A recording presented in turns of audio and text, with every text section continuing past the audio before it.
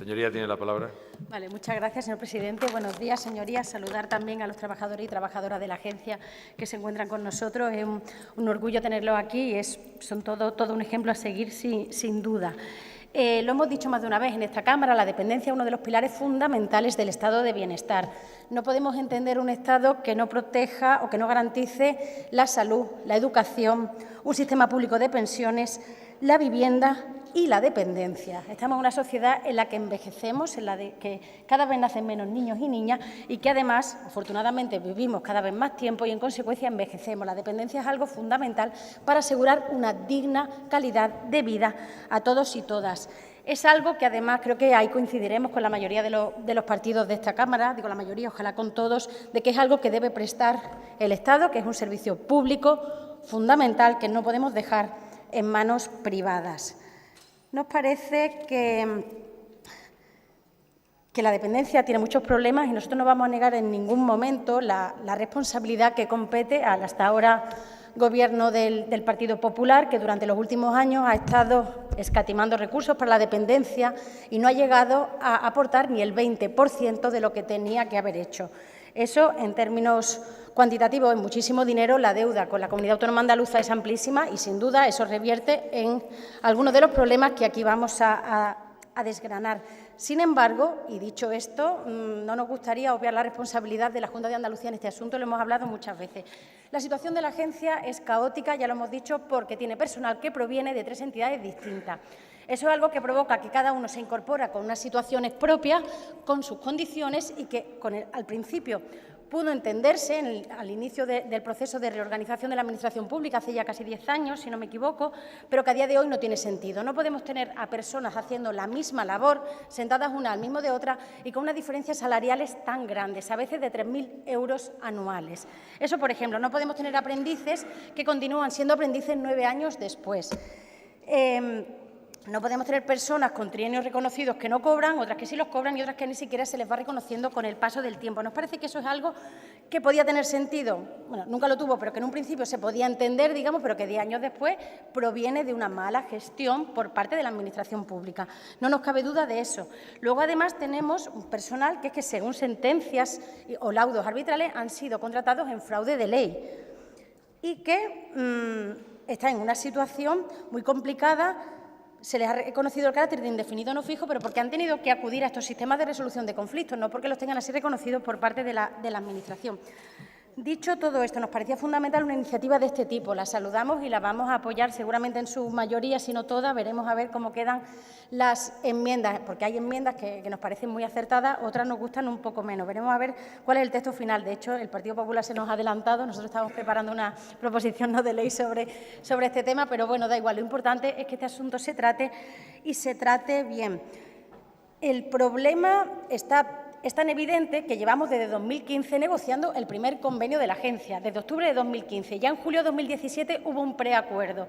¿Por qué ese preacuerdo no se firma? Parece que había algún problema por parte de Hacienda y esperamos que ya el señor Arellano, ahora con sus nuevas competencias, pueda desbloquearlo. Pero la equiparación salarial tiene que producirse, por supuesto, de manera progresiva y siempre, y ese es el sentido de algunas de nuestras enmiendas, a costa de subir el salario, de subir las retribuciones a los que cobran menos. Parece una obviedad, pero nos parecía importante decirlo, vaya a ser que a alguien se le ocurra una cosa distinta. Hay que avanzar, sin duda, en esa equiparación salarial, no solo salarial, sino también de condiciones de trabajo. El plan de igualdad es fundamental.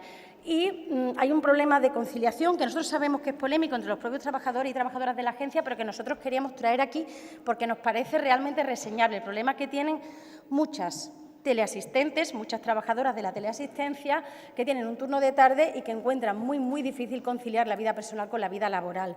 Nosotros creemos que eso se puede arreglar, obviamente, con acuerdo con los representantes de los trabajadores y trabajadoras, no hay duda, pero que se puede hacer con un sistema de incentivos que haga atractivo al personal que está de mañana, que lleva tiempo, que tiene unos derechos adquiridos, cambiar, modificar su régimen, flexibilizarlo de manera que pueda haber una mejor flexibilidad horaria entre todos los trabajadores y trabajadoras de la teleasistencia.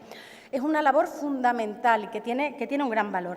¿Qué pasa con el personal valorador de la dependencia? Lo hemos dicho aquí en alguna ocasión. Cuando en 2007 se crea la ley, hay que implementarla de manera muy rápida y en 2007 contratamos a personas como funcionarios interinos para que hagan esta labor. La tenemos 10 años desempeñándola. Los que conocemos bien la dependencia sabemos que es un trabajo que tiene una importante especificidad, digamos, requiere formación y requiere unos conocimientos que se adquieren con el desempeño de ese trabajo. Y después de 10 años les decimos que sus plazas por fin van a salir a concurso, pero que no pueden concursar a ellas. Pero que no pueden concursar porque es precisamente un concurso para ya funcionarios y ellos no lo son. Lo decíamos la semana pasada, los principios constitucionales de igualdad, mérito y capacidad hay que cumplirlos siempre y, además, son principios constitucionales que deben regir, sin duda, la función pública. Pero eso no está reñido con el sentido común. No podemos decir que es que sus plazas son, durante 10 años los tenemos interinos sin permitirles estabilizar su situación y a los 10 años, cuando se va a estabilizar, no se les permite a ellos concurrir de ninguna manera porque es un concurso. Eso no entre ya funcionarios. Es decir, ¿en qué momento la igualdad, el mérito y la capacidad está reñido con el sentido común? Ahora vamos a gastar dinero en formar a otras personas que han sacado su plaza y, además, que la han sacado pues con todas las de la ley y tienen derecho a ella.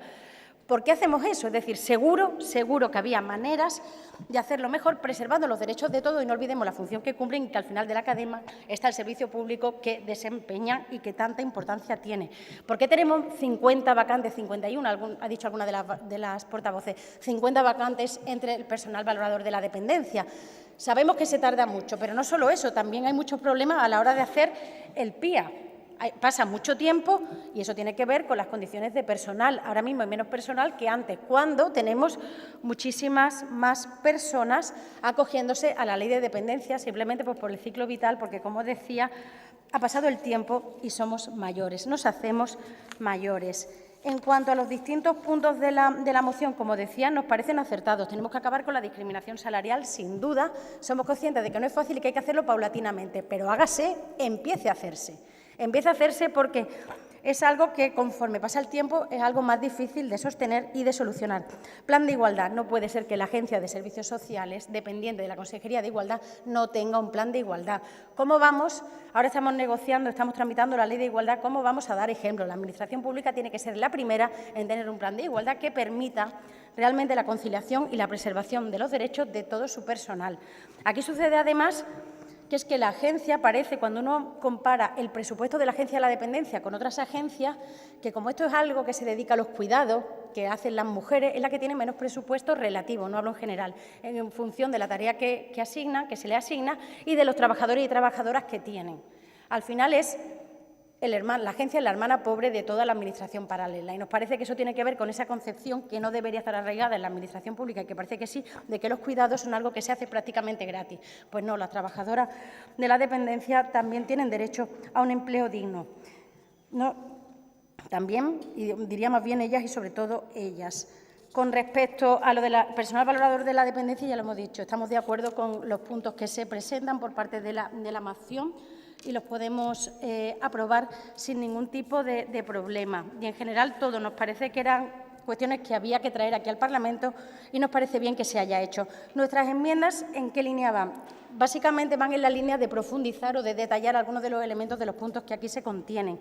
Nos parece que sí, que es verdad que hay que aprobar ya el nuevo convenio colectivo. 3 meses nos parece un plazo que ojalá se cumpliera, pero nos parecía importante destacar que el contenido fijado en el preacuerdo de julio de 2017 en ningún caso podía ser rebajado. Ese debe ser el mínimo y si lo mejoramos, mucho mejor, pero deberíamos al menos abrazar el contenido de ese acuerdo de julio de 2017 en ese convenio colectivo, el primer convenio colectivo que tanto está costando. Y, como decía, hay que buscar la equiparación salarial, la equiparación en derechos, a costa siempre de mejorar la posición de las personas que más dificultades tienen porque su retribución es menor. Lo mismo con el plan de igualdad, por lo que decía, es casi vergonzoso que no tengamos plan de igualdad en la agencia, no nos pueden decir que es muy difícil, porque ¿cómo le decimos ahora a las empresas o nos ponemos a tramitar la ley de igualdad diciendo que hay que crear un registro de empresas que tengan plan de igualdad, pero que es que en la agencia no hemos podido crearlo porque es que es difícil y es complicado y es que se está negociando? Yo creo que aquí nos tenemos que poner las pilas, señora consejera, hay que empezar y en plazo de 3 meses máximo, que ya me parece mucho, tendríamos que tener el plan de igualdad, un plan de igualdad en condiciones aprobado. Parece ser que no hay RPT, que no hay relación de puestos de trabajo en la agencia, y por eso hemos solicitado que se incluya esa prueba a la misma vez que el convenio. Nos parece que es fundamental. Y luego, como les decía, toda la necesidad de conciliación del personal de teleasistencia, que a nosotros nos parece que se puede hacer con un sistema de incentivos que no moleste a nadie, sino que a la vez que ayude a que personas que están en otros turnos puedan acogerse a ellos porque les interese y así mejore la vida de todas. Muchas gracias. Muchas gracias, señora Gómez Corona.